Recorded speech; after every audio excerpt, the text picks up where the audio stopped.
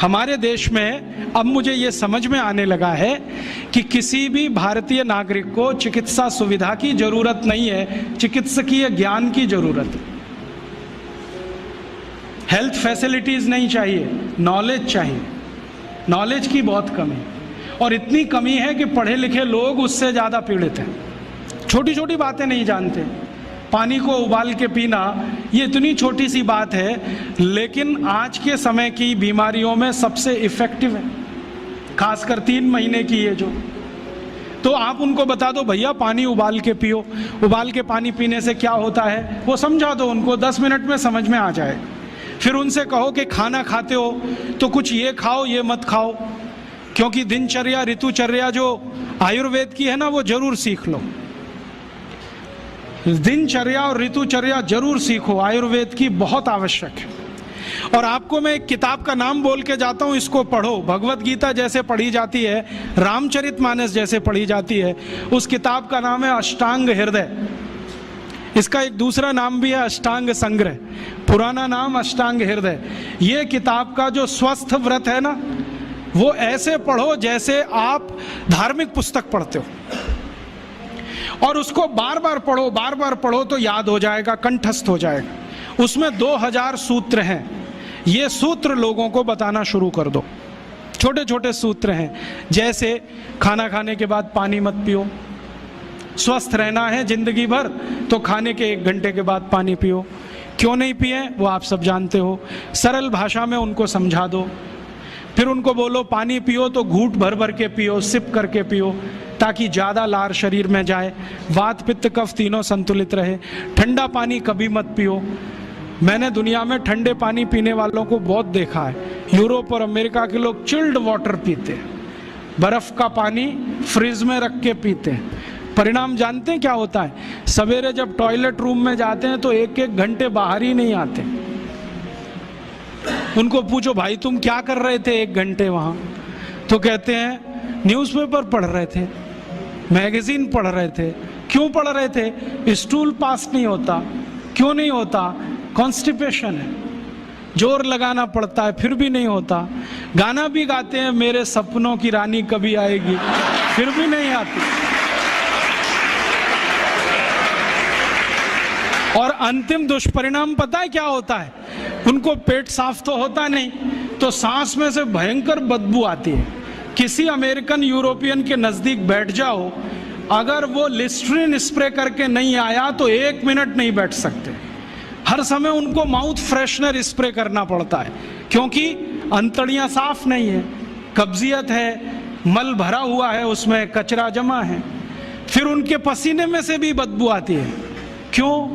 कब्जियत बहुत है, और पसीने की बदबू दूर करने के लिए डिओडोरेंट स्प्रे करते रहते हैं। और आप तो सब जानते हो कि अगर कब्जियत है तो बाल भी कड़क रहते हैं, तो उन कड़क बाल को सॉफ्ट करने के लिए क्या क्या सब करते हैं। शैम्पू लगाते हैं, शैम्पू के बाद पता नहीं क्या क्या लगाते हैं। ये सब वो जो करते हैं ना, उनकी मजबूरी है, स्टेटस सिंबल नहीं है। इसको अपने दिमाग से निकाल दो कि ये कोई स्टेटस सिंबल है। तो सरल भाषा में समझाओ, ठंडा पानी पीने से ये होता है, मत पियो, समझ जाएंगे। फिर उनको बोलो सवेरे उठो तो सबसे पहले पानी पियो।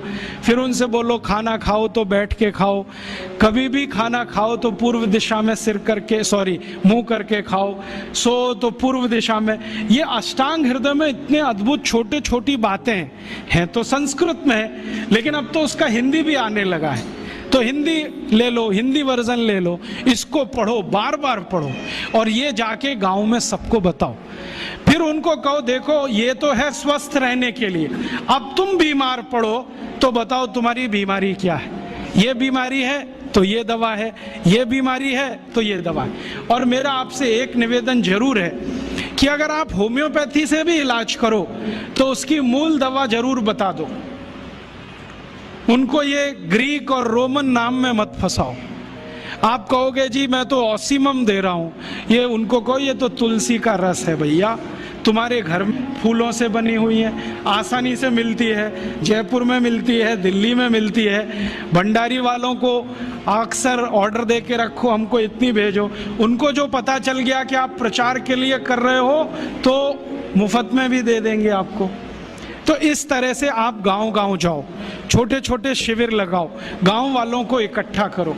गांव वाले बहुत दुखी हैं, शहर वाले भी दुखी हैं, वैसे तो वो दुखी हैं। इसका यही सबूत है कि रामदेव जी आए जयपुर में सवेरे 4 बजे तो सब लोग पहुंच जाते हैं वहाँ, पैसा भी देते हैं, समय भी देते हैं। और 4 बजे रामदेव जी कहें टांग ऊपर उठा लो तो उठा लेते हैं, कहें सिर नीचे कर दो तो कर लेते हैं, ऐसे कर लो तो कर लेते हैं। क्यों? परेशान है, दुखी है, शरीर उनका साथ नहीं दे रहा है। और इतने दुखी हैं कि रामदेव जी तो क्या, कोई टिम्बकटू आ जाए उसी के सामने वो आ जाएंगे। और वो दुनिया भर में घूम के आते हैं अपनी अपनी छोटी छोटी बीमारियां लेके। तो इन जो दुखी लोगों का थोड़ा थोड़ा आप मदद कर दो इलाज के रूप में, ये सब आपके भगत हो जाएंगे।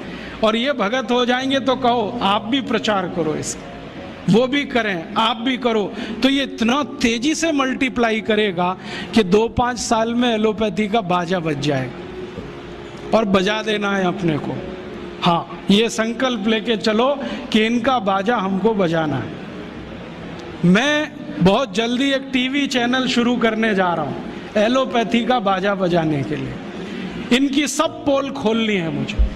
हाँ, इनकी इतनी पोल हैं मेरे पास, कम से कम 1,500 से ज़्यादा डॉक्यूमेंट्स हैं जो एलोपैथी के गंदेपन को सिद्ध करने वाले, इनकी निकृष्टता को सिद्ध करने वाले, ये कितने अनसाइंटिफिक हैं वो बताने वाले, कितने डॉगमेटिक हैं वो बताने वाले। मेरे पास ऐसे बहुत इंटरव्यूज हैं बड़े बड़े डॉक्टरों के, वो कहते हैं कि हम कोई डायग्नोसिस नहीं करते, तीर मारते, लग गया तो ठीक, नहीं तो तुक्का। और वो कहते हैं हम तो एक ही सिद्धांत पे काम करते हैं, trial and error, trial and error, देते जाओ गलतियां करते जाओ, देते जाओ गलती, भले मर जाए पेशेंट उसमें। हमारे पास तो कम से कम ये नहीं है ट्रायल एंड एरर वाला। हम तो जानते हैं कि तुलसी है तो उसके ये गुण हैं तो ये रिजल्ट आना ही चाहिए, मेथी है तो उसके ये गुण हैं तो ये रिजल्ट आना ही चाहिए। हमको सब मालूम है, फिक्स है, यहाँ वेरिएशन नहीं है। मेथी के जो रिजल्ट चरक ऋषि को मिले वो आज भी मिलते हैं। इसमें इतना सातत्य है, वेरिएशन कहीं भी नहीं है। तो जो विज्ञान में सातत्य होता है, सत्य ज्ञान वही होता है। तो हमारे पास जो सत्य ज्ञान है इसको लेकर आगे बढ़ें।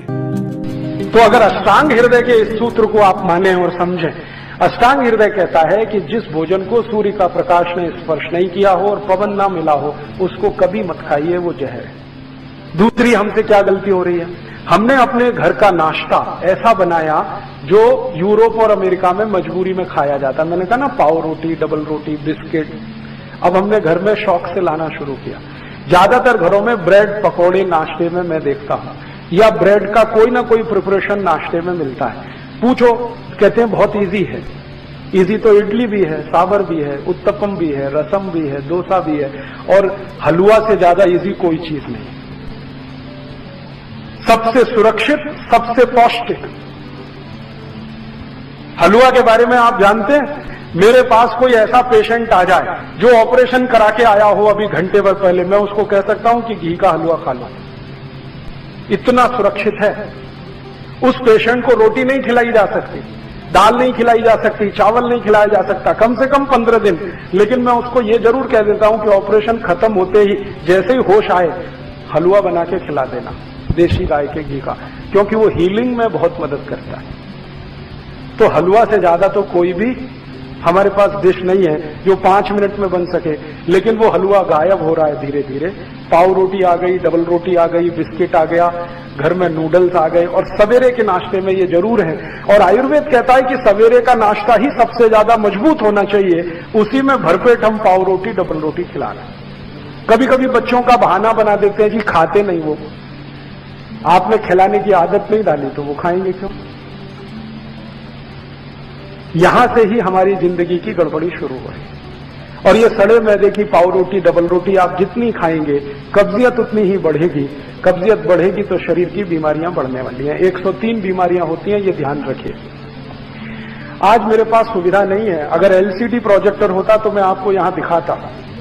एलसीडी है, एलसीडी प्रोजेक्टर हो तो मैं आपको दिखाता कि जब आप ये खाते हैं ना, मैंने इस पे बहुत सुंदर स्लाइड्स बनाई हुई कि जैसे ही पाव रोटी खाते हैं तो अंदर क्या होता है पेट में जाने, डबल रोटी खाने के बाद क्या होता है, बिस्किट खाने के बाद क्या होता है, चाउमीन और नूडल्स खाने के बाद पेट में क्या होता है, कैसे कैसे वो कहां कहां चिपकता है, कितने एरिया को वो कवर करता है, और फिर कैसे आपको कॉन्स्टिपेशन बनाता है। और उसका बनाने का जो तरीका कोई देख ले तो उसको घृणा हो जाए, इतने खराब तरीके से बनता है।